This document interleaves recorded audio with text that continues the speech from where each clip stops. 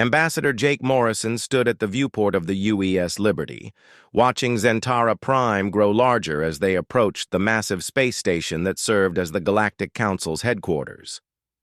For 20 years he had made this journey, as humanity's representative to the galaxy's governing body.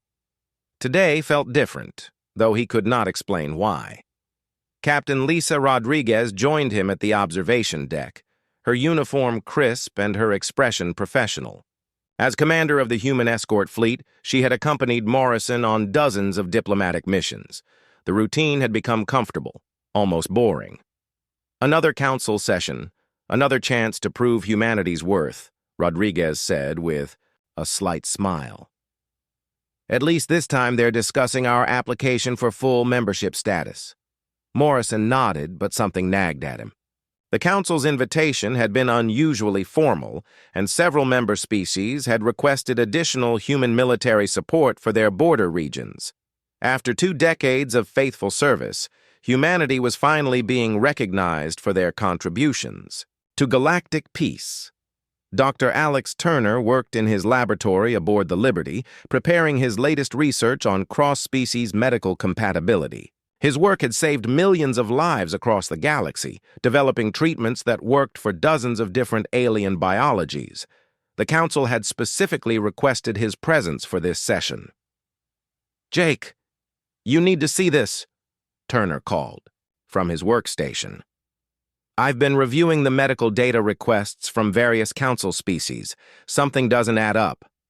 Morrison approached Turner's display, which showed detailed genetic analysis charts for human biology. "What am I looking at, Alex?" "These aren't requests for medical compatibility research," Turner explained. "These are detailed studies of human physiology, psychology, and genetic structure. Someone has been analyzing us like we're test subjects, not allies." Before Morrison could respond, Communications Officer Ryan Clark burst into the laboratory with a data pad in his hands. His face was pale, and his hands were shaking slightly. "Sir, I've intercepted encrypted communications between Council members," Clark said. "You're not going to like what I found." Morrison took the data pad and began reading the decoded messages. The first transmission was from the Zentari High Command to their Council representative. The second was from the Korthak Assembly to their diplomatic team. The third was from a species Morrison had never heard of before. "The human problem must be resolved during this session," read one message. "Our agreement with the hegemony depends on delivering Earth's location and military capabilities as promised." Morrison's blood turned cold as he continued reading. "Recommend immediate detention of human delegation. Their military knowledge will be valuable for interrogation before final disposal." Dr. Turner read over Morrison's shoulder, his face growing, more shocked with each line. "They're not just betraying us. They've been planning this for years." The messages revealed a conspiracy that reached the highest levels of the Galactic Council. For the past 5 years, while humanity had been faithfully serving as the Council's military enforcement arm, their supposed allies had been negotiating with the hegemony, a rival galactic power that had been expanding aggressively into Council space. "Look at this," Clark pointed to another message. "They've agreed to provide the hegemony with complete information about human technology, military tactics, and the location of Earth in exchange for territorial concessions and a non-aggression pact." Morrison felt sick as the full scope of the betrayal became clear. Humanity had spent 20 years proving their loyalty to the Council, fighting their wars, protecting their trade routes, and sharing their technology freely. Their reward was to be sold to their enemies like livestock.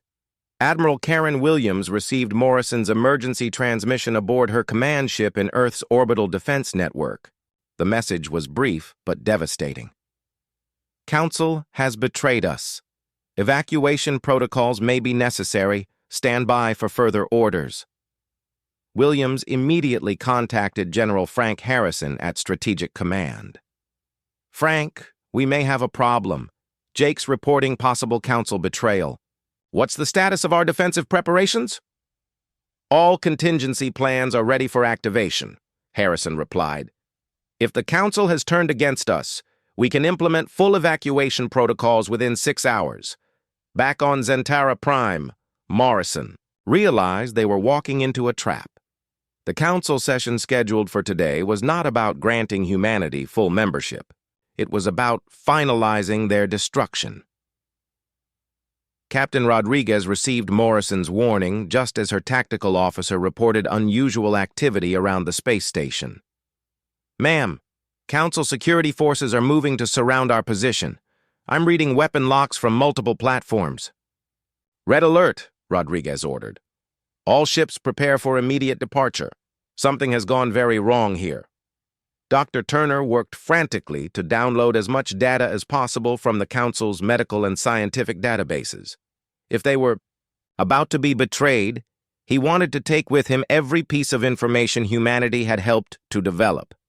"The genetic studies go back 15 years, Turner reported to Morrison. "They've been analyzing our DNA, our brain patterns, our social structures. This isn't just military intelligence gathering. They've been studying us like we're a species to be conquered." The truth was worse than Morrison had imagined. The Council's betrayal was not a recent decision driven by fear or politics. It was a long-term plan that had been in development since almost the beginning of humanity's membership in the galactic community. Communications Officer Clark continued decoding intercepted messages, each one revealing new depths to the conspiracy. "Sir, they've been sharing our military tactics and weapon specifications with the hegemony for at least 3 years. Every battle we've fought for the Council has been analyzed and reported to our enemies." Morrison realized that humanity's greatest strength had been used against them. Their willingness to serve faithfully and share freely had made them vulnerable to betrayal by those they trusted most. The Council chamber was filled with representatives from 47 different species when Morrison and his delegation arrived under heavy guard. What should have been a celebration of humanity's full membership had become a trial for their destruction. Council Chairman Vextar stood before the assembly, his 4 eyes fixed on Morrison with an expression of cold satisfaction. "Ambassador Morrison, the Council has reached a decision regarding humanity's status within our organization." Morrison knew what was coming, but he had to hear it spoken aloud. "I await your decision, Chairman. The Council has determined that humanity poses a long-term threat to galactic stability," Vextar announced. "Your species' rapid technological advancement and aggressive expansion require immediate containment. We hereby revoke all human rights and privileges within Council space and authorize member species to take appropriate action." The betrayal was now complete and public. 20 years of faithful service had been repaid with treachery and planned destruction. Morrison activated his emergency transmitter and spoke the single word that would change everything: run. The alarms screamed across the UES Liberty as Captain Lisa Rodriguez threw her ship into a steep dive away from Zentara Prime. Behind them, Council interceptor squadrons launched from hidden bases, their energy weapons lighting up the darkness of space. Jake Morrison gripped his command chair as the diplomatic vessel shuddered under the first wave of attacks. "All human ships, this is Admiral Williams on Priority Channel 7. The transmission crackled through the static of jamming signals. "Protocol Exodus is now active. I repeat, Protocol Exodus is active. Get our people home." Dr. Alex Turner worked frantically at his console, downloading every file he could access from the Council's xenobiology database. His fingers flew across the holographic interface as explosions rocked the ship around him. The data streaming onto his portable drives contained 20 years of Council research on human genetics, psychology, and military capabilities. Every piece of information they had gathered while pretending to be allies. "Jake, we need to go now," Captain Rodriguez called from the bridge. "Their heavy cruisers are moving to intercept." Ambassador Morrison looked at the massive space station shrinking behind them. Zentara Prime had been humanity's gateway to the galaxy for 2 decades. Now it was a trap closing around them. He activated his emergency transmitter and spoke the single word that would change everything: run. The coded signal bounced through human communication networks across 12 star systems. On Earth's orbital defense platform, Admiral Karen Williams watched as her command center transformed into a hive of activity. Officers who had been processing routine reports suddenly switched to evacuation protocols that had been drilled but never used. General Frank Harrison stood beside Williams, his weathered face grim as tactical displays showed the scope of their situation. Human colonies, research stations, military bases, and diplomatic outposts scattered across Council space all received the same message at exactly the same moment. "How long do we have?" Williams asked. "Our furthest colonies will need 72 hours minimum," Harrison replied. "The industrial worlds need more time to evacuate their populations." Colonel Amy Foster was already moving before her orders came through. At the Luna Military Command, she activated rapid deployment teams that had been training for this scenario since humanity first joined the Council. Transport ships that had been disguised as cargo haulers suddenly revealed their true purpose as evacuation vessels. "All units, initiate immediate withdrawal to Rally Point Alpha," Foster transmitted to her team leaders spread across human space. "Priority 1 is personnel, Priority 2 is classified materials, Priority 3 is everything else." On the industrial world of New Angeles, Factory Supervisor Tony Lewis received the evacuation order while overseeing the production of advanced medical equipment for Council worlds. The irony was not lost on him as he began implementing demolition protocols for the same factories that had been supplying their betrayers. "Shut down all production lines," Lewis ordered his shift supervisors. "Activate the destruction sequences on anything above Class C technology. Nothing gets left behind that they can use." The workers moved with practiced efficiency. Every human facility had been built with hidden self-destruct systems, a precaution that had seemed paranoid until today. As the charges detonated throughout the complex, 20 years of advanced manufacturing capability vanished in controlled explosions. Dr. Chloe Parker barely had time to grab her research notes before the quantum communication array on Kepler station began its shutdown sequence. Her breakthrough in faster-than-light messaging had been intended as humanity's gift to the galaxy. Now it would be their weapon. "Danny, can you wipe the core databases?" She called to engineer Danny Martinez, who was crawling through maintenance tunnels with demolition charges. "Already on it," Martinez replied, his voice echoing through the comm system. "Give me 2 minutes, and this place will be nothing but scrap metal and bad memories." The explosion that consumed Kepler Station could be seen from 3 systems away. Parker's research data had been transmitted to human ships just minutes before the destruction. The Council would never learn how to build their own quantum communicators. Dr. Nina Ross worked desperately to evacuate the medical center on Harmony. Colony. Hospital ships designed to look like civilian transports loaded wounded soldiers and sick colonists, while Council forces began their approach to human territories. "We have incoming Council ships," her security chief reported. "Estimated arrival in 4 hours. Then we leave in 3, Ross replied, never looking up from her patient. "No one gets left behind." The evacuation of human space unfolded like a carefully choreographed dance.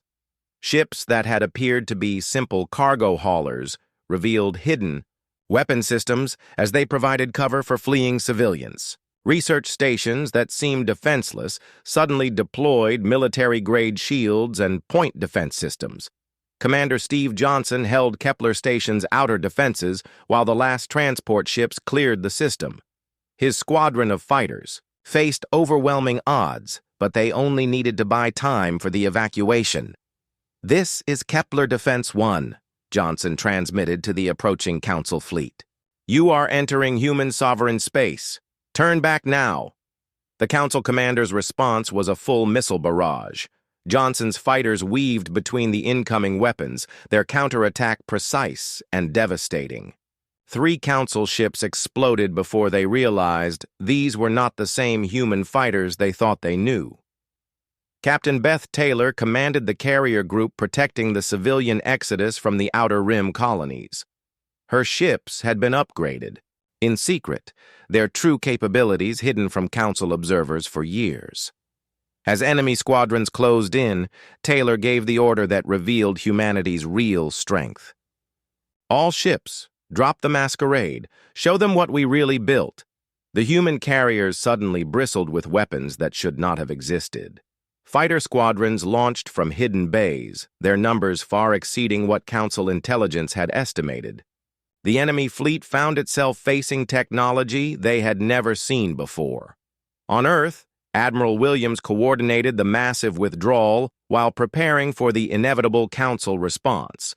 Her flagship, disguised as a simple command vessel, was actually the most advanced warship humanity had ever built. "Ma'am, all outer colonies report successful evacuation," her operations officer announced. "Industrial worlds are completing demolition protocols on schedule." Williams nodded, watching as red indicators on her tactical display turned green one by one. Each light represented thousands of human lives safely extracted from Council space. The betrayal had been devastating, but humanity's response was flawless. The last transport cleared human space 71 hours after the evacuation began. Behind them, they left empty worlds and destroyed facilities. The Council had gained territories full of nothing but rubble and regret. As the human fleets gathered at the edge of known space, one thing became clear to every person aboard every ship. The galaxy had made a terrible mistake. They had awakened, something they did not understand, and now they would face the consequences of their betrayal. The Council fleet arrived at New Angeles 3 days too late. Where once stood the most advanced manufacturing complex in the galaxy, only twisted metal and crater-filled ground remained. Admiral Kethvar of the Zentari Navy stared at the destruction. Through his viewport, his 4 eyes wide with disbelief. "How did they manage this so quickly?" he asked his tactical officer. "Unknown, sir. Our intelligence suggested the humans needed at least a week to evacuate their major installations."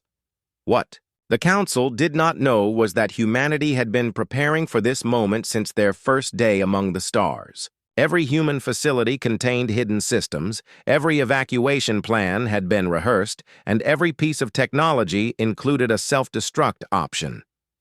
Commander Steve Johnson held the outer defenses of Kepler Station as the last civilian transports jumped to safety.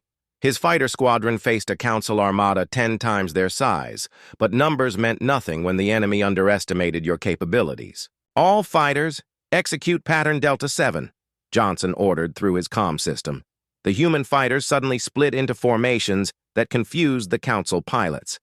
Instead of the simple attack runs they expected, Johnson's squadron moved, like a single organism.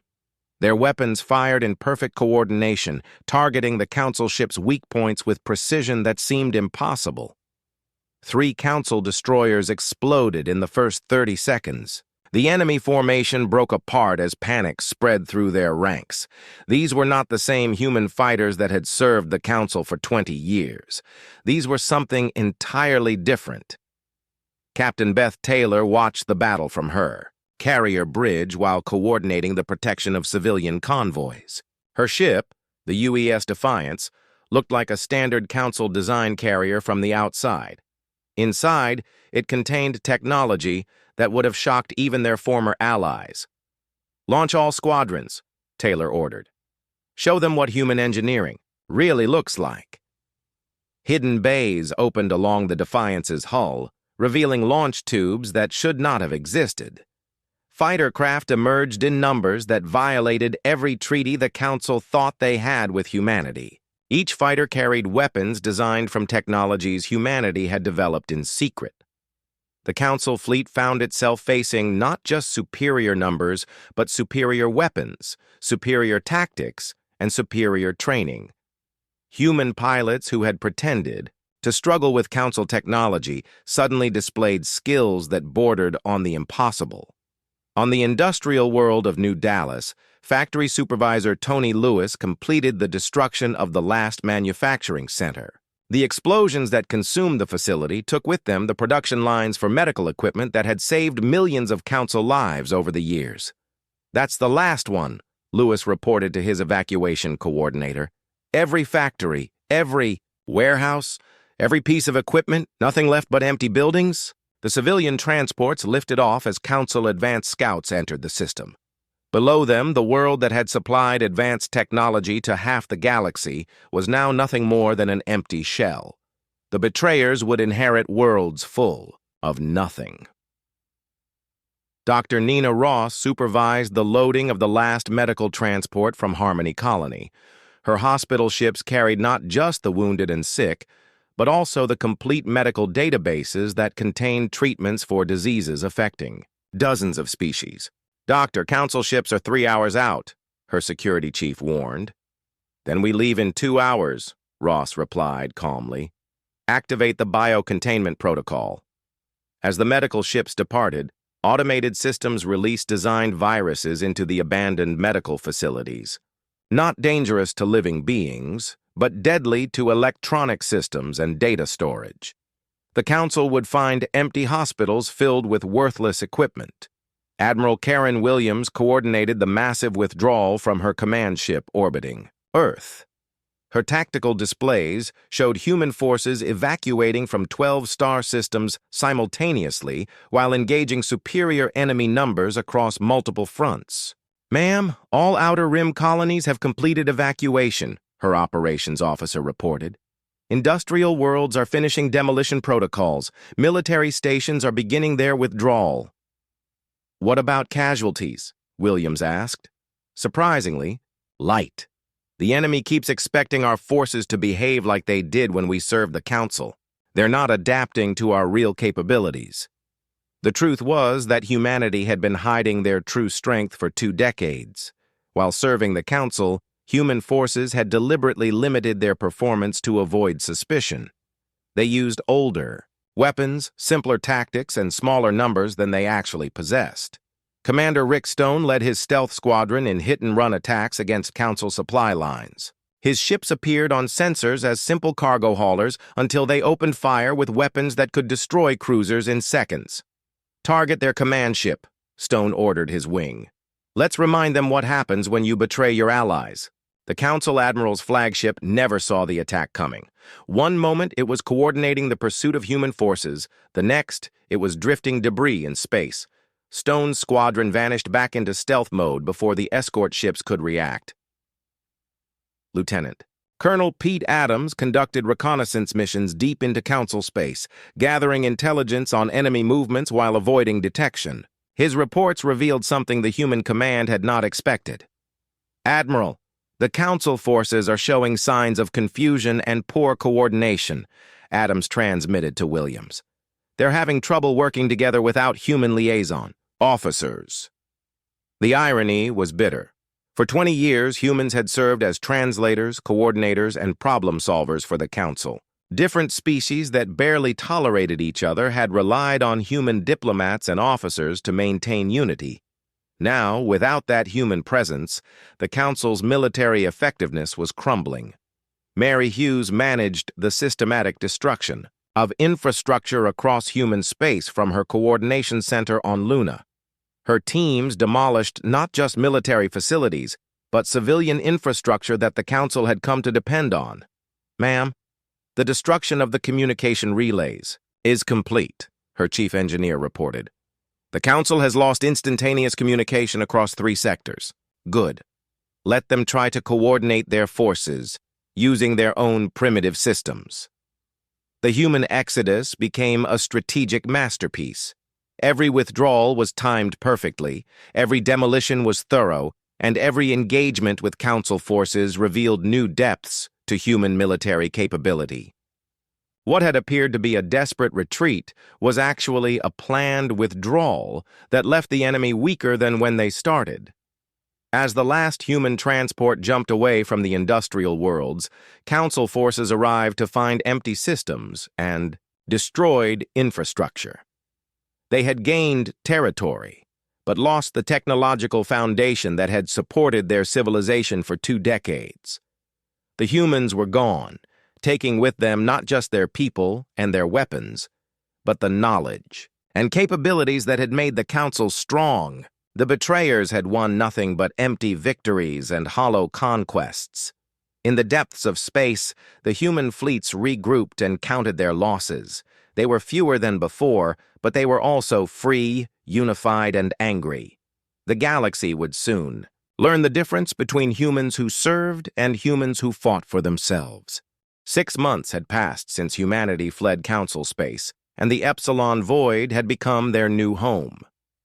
Admiral Karen Williams stood on the bridge of the massive colony ship New Earth, watching through the viewport as thousands of human vessels moved through the darkness between stars. What had begun as a desperate evacuation had transformed into something the galaxy had never seen before. The Void was a region of space that most species avoided. No habitable planets, no valuable resources, no strategic importance. It was the perfect place for humanity to disappear while they planned their next move. The scattered fleets had found each other using quantum communication networks that Dr. Chloe Parker had perfected during their exile. "Ma'am, the last reconnaissance group has returned from Council space," reported Captain Lisa Rodriguez, now promoted to Commodore after her heroic actions during the evacuation. "The intelligence they brought back is very interesting." Rodriguez activated the holographic display that showed the current state of the galaxy. Red zones marked areas where the Council was struggling to maintain control. Yellow zones showed regions where their former allies were questioning their loyalty. Green zones indicated Council strongholds, but there were fewer of those than expected. "The Council's alliance with the hegemony is falling apart," Rodriguez continued. "They're fighting over the division of our former territories. Neither side trusts the other, and both are demanding the better systems for themselves." Admiral Williams studied the display with satisfaction. "What about their military capabilities?" "Declining rapidly. Without our liaison officers and technical support, different Council species can barely coordinate simple operations. They've lost 3 major battles against pirate fleets in the past month." Dr. Alex Turner joined them at the display, carrying a data pad filled with analysis reports. His work during the exile had focused on understanding why the Council had betrayed humanity, and his findings were disturbing. "I've completed my analysis of the data we extracted from Zentara Prime," Turner said. "The betrayal wasn't just about territory or resources. They were genuinely afraid of us." "Afraid of what?" Williams asked. "Our adaptability, our rate of technological advancement, our ability to work with any species and solve problems they couldn't. The Council's own scientists concluded that humans would eventually surpass them in every meaningful way." The irony was bitter. Humanity had served the Council faithfully for 20 years, never asking for more than basic membership rights. Their reward for loyalty had been betrayal based on fear of what they might become. Engineer Danny Martinez approached their group, his face showing the excitement of someone who had been working on important projects. During the exile, Martinez had led teams in developing new technologies using resources salvaged from their evacuation and materials found in the Void. "Admiral, I need to show you something," Martinez said. "We've made breakthroughs that will change everything." Martinez led them through the corridors of New Earth to a restricted section that had been converted into research and development facilities. The ship that had been designed to carry colonists to new worlds now served as humanity's mobile capital and primary research center. "We've been analyzing the weapons and ships we captured during our withdrawal," Martinez explained, as they entered a large laboratory. "Combined with Dr. Parker's quantum research and our own innovations, we've developed systems that are generations ahead of anything in Council space." The laboratory contained prototypes of weapons and defensive systems that looked like they belonged in a science fiction story. Energy weapons that could penetrate any known shield, armor that could adapt to different types of attacks, and propulsion systems that made human ships faster than anything else in the galaxy. "The quantum communication network is just the beginning," Dr. Parker added, joining their group. We can now coordinate fleet movements across the entire galaxy in real time. No other species has that capability. Lieutenant Colonel Pete Adams had been leading reconnaissance missions back into Council space, gathering intelligence about their former enemies. His latest reports painted a picture of growing chaos and decline throughout the galactic government. The Council is facing rebellions on 12 different worlds, Adams reported. Species that joined them for protection are realizing they no longer have the military strength to provide it. Pirate attacks are increasing. Trade routes are becoming unsafe. What about their search for us? Williams asked. They've stopped looking. The hegemony convinced them that we fled to another galaxy entirely. They have no idea we're still in the void, and they wouldn't think to look here anyway. Intelligence Officer Grace Mitchell had been monitoring Council communications from hidden listening posts established throughout their territory. Her work provided detailed information about the internal politics and growing problems within the galactic government. The Council is starting to blame each other for the human situation, Mitchell reported. The Zentari think the Korthak pushed too hard for the betrayal. The Korthak blame the Zentari for poor intelligence about human capabilities. Everyone blames everyone else. The months in exile had not weakened humanity. Instead, they had unified and strengthened them in ways that years of peaceful service never could.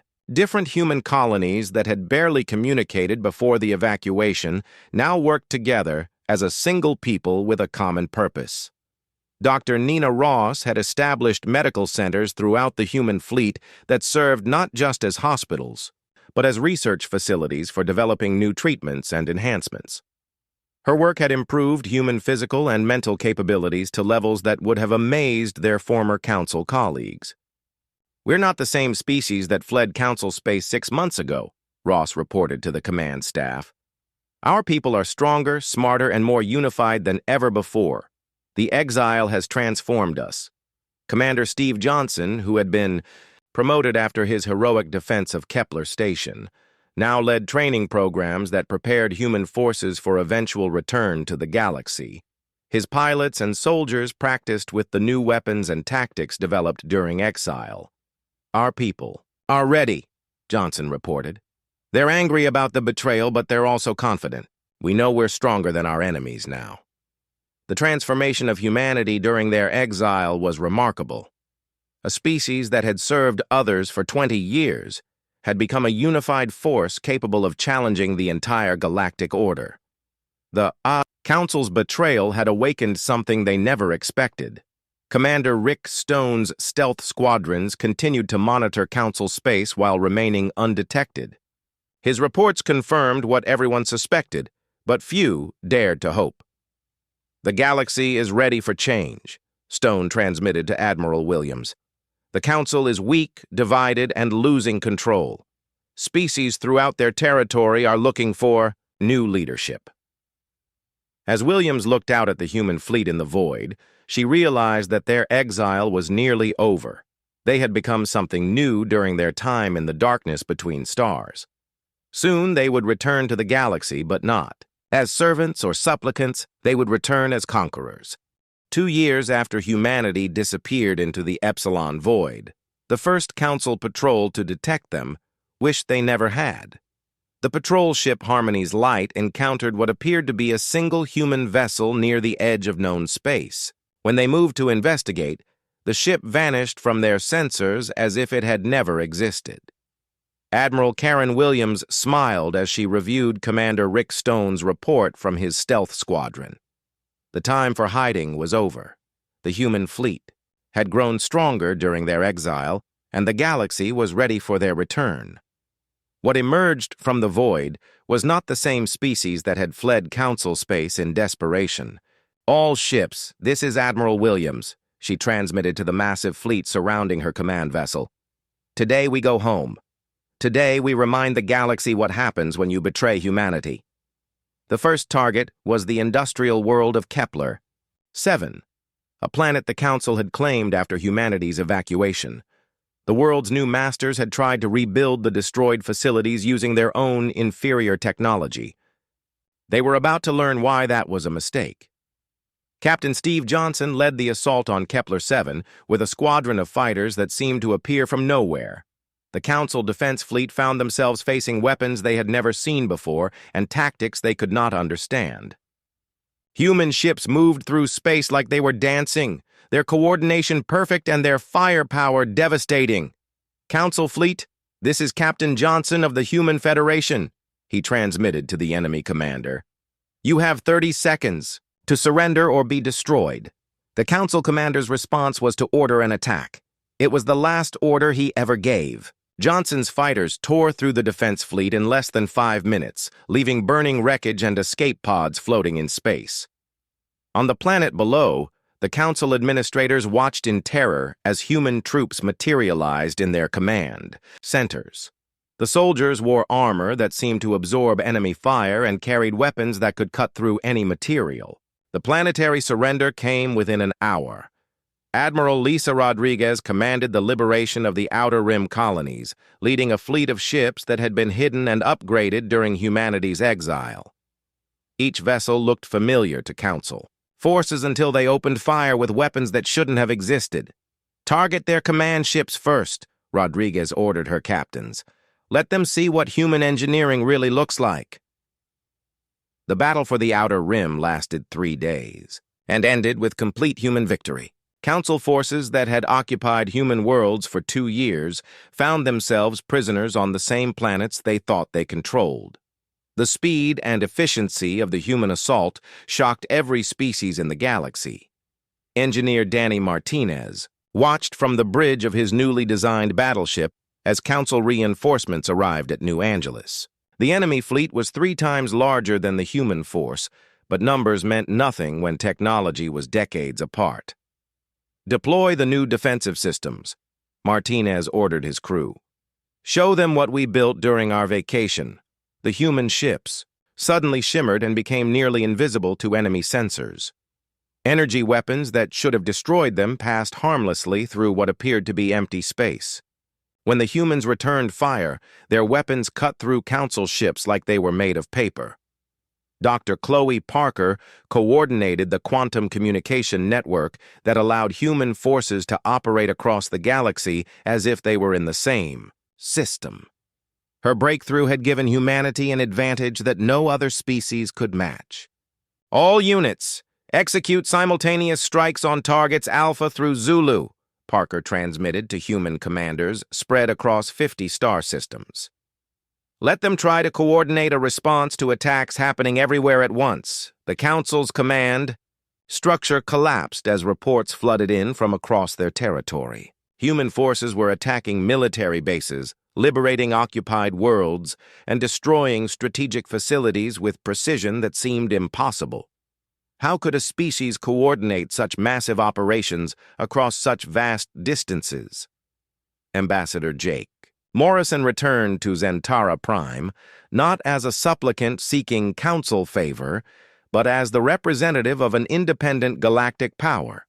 His ship, escorted by a fleet that could have conquered the capital world in minutes, demanded an immediate audience with the full Council. "Honorable Council members," Morrison addressed the assembly that had betrayed humanity 2 years earlier.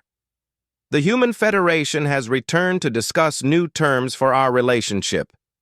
The Council chamber was silent, except for the nervous clicking and chittering of various species trying to process what they were seeing.